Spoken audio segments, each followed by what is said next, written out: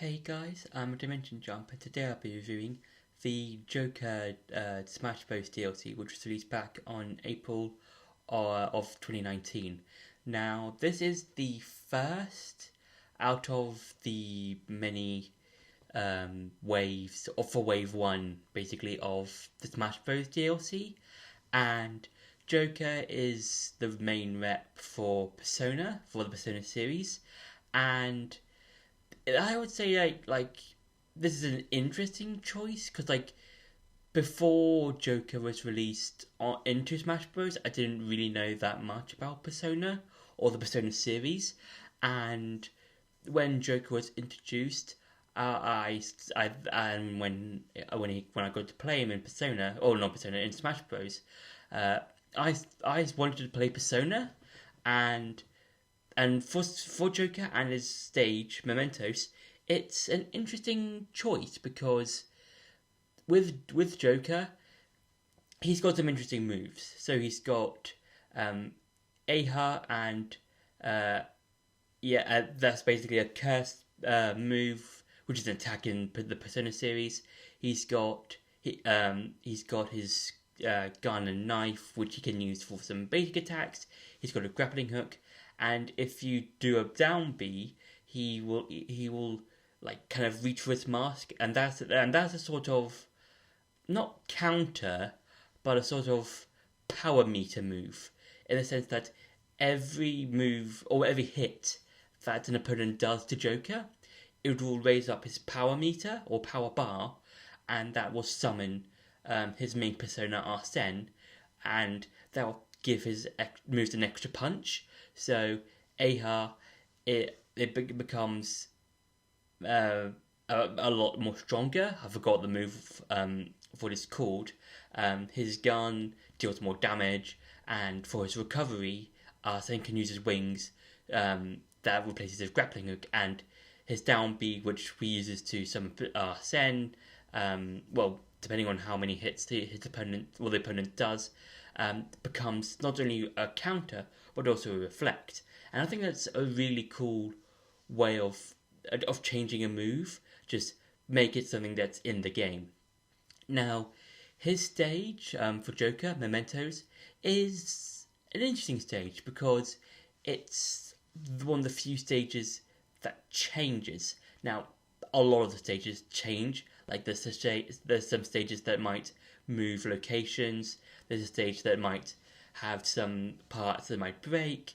But with Joker, the way that it changes depends on the music because with the music it takes music from Personas 3, 4 and 5, so more of the main line or the more modern Persona games.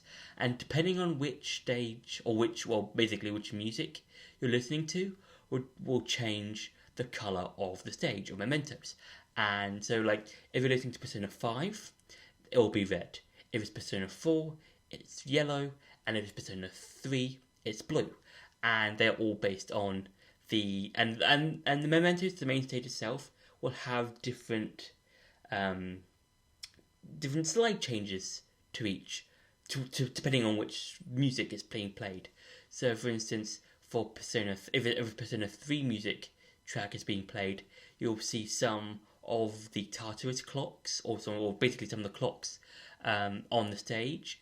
If it's Persona 5, you'll see, I think, Morgana just running, I think, from the opening of Persona 5. And for Persona 4, you see, like, the sort of, I think, I would say, like, the colours, basically the flowers or something from, I think, one of the other openings, or it's something like that. And yeah, I would say this stage is fairly interesting because you don't really see a lot of stages changing depending on the music. Uh, because a lot of the time it's just if you're on another stage, it's just you hear the music, okay, cool stage or cool music, and the stage doesn't really change a whole lot. But with Mementos, with the music changing the stage or changing the layout of the stage, that's something really cool. And hopefully, when if another Smash Bros comes out, hopefully there's more stages like that. Maybe. So yeah, And now it's time for some gameplay. So, for Joker, he's one of the more lighter characters in I'd say both the DLC and in the game as a whole. So he's got very fast movement speed and stuff like that. I think that's quite interesting because like you have to like really rely on like all of your moves around you, so like, and as well as I would say the stage. So this is what Memento kind of looks like. So it's like it's got like the whole like the main Memento's like floors in the background, and it's got like, you know, a pretty standard stage, which is nice.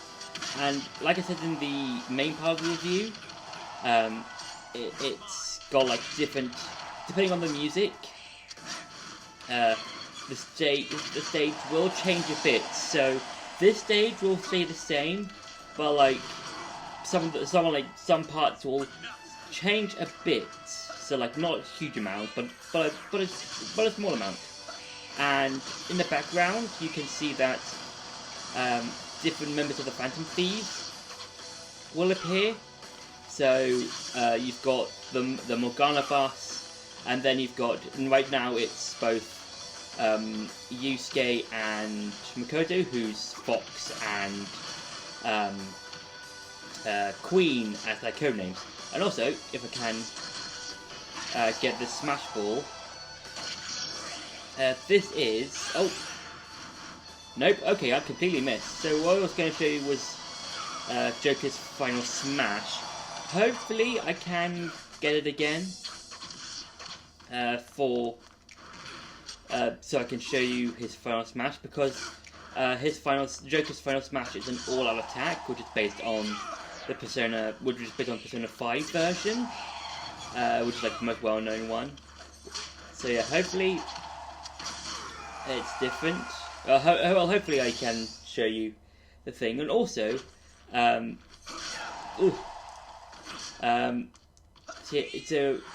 basically this is basically just what Joker does and stuff like that. So yeah, and also there's the walls. So like the walls will appear every now and again, and they will like either help or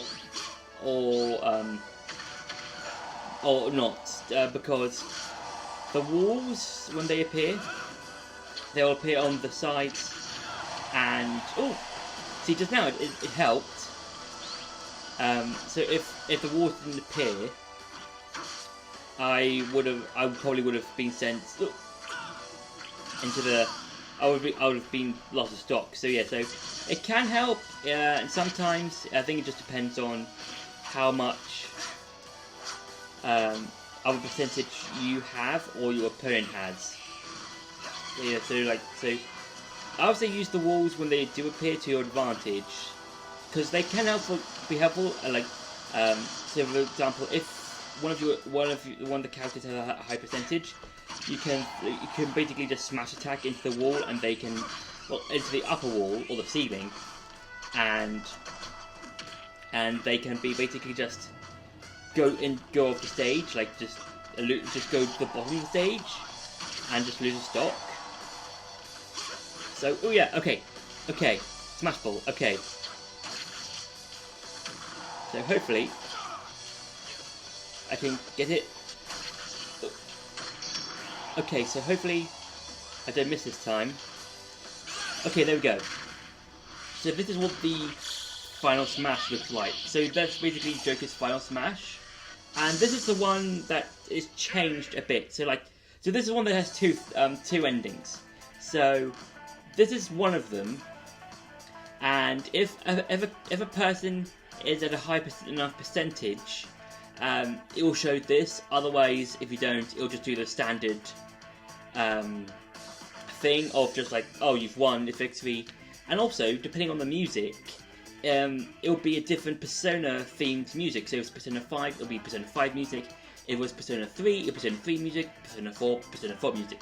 So yes, and also this is changed a bit in terms of this particular Final Smash, in that in the all-out attack in the game it's blood, but in this it's stars. So yeah, that's a slight change, and yeah, so that's been it for the gameplay. Now to go back to the review.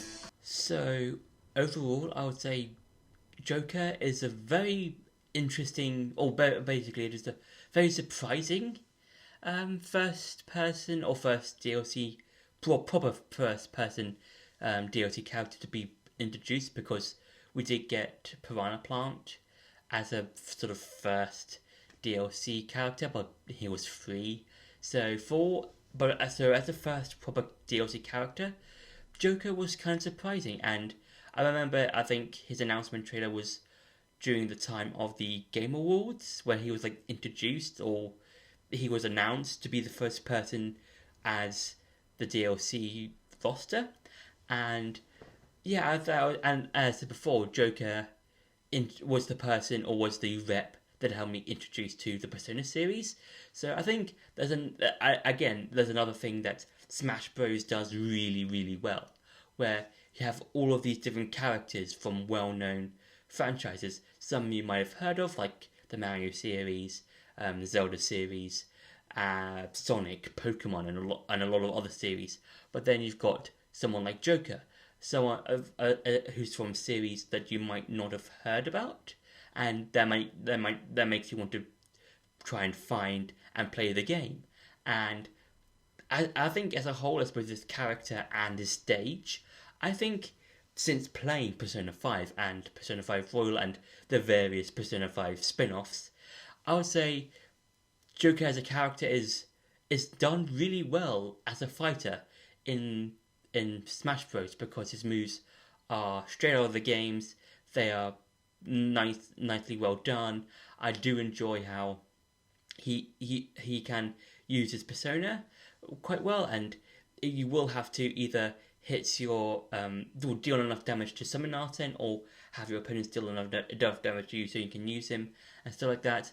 And yeah, I think with the whole using Arten, I think that was probably the best idea, or the best way to go, because you wouldn't want to just constantly use different personas. Like, you've got ones like, Arsene, who when you get him, he's relatively weak, because he's basically your beginning persona.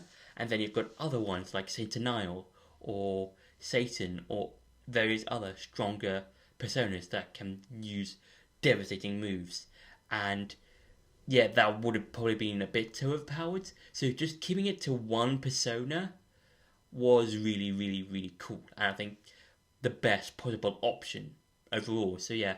So overall, Joker is a very fun fighter. I think starting off Wave 1, and probably both Wave 1 and 2 as a whole, is a really interesting choice. So yeah. So that's been my review for Joker, the Joker character for Persona for Smash Bros Ultimate. I hope you enjoyed this video. Don't forget to like, share, and subscribe, and see you in the next video.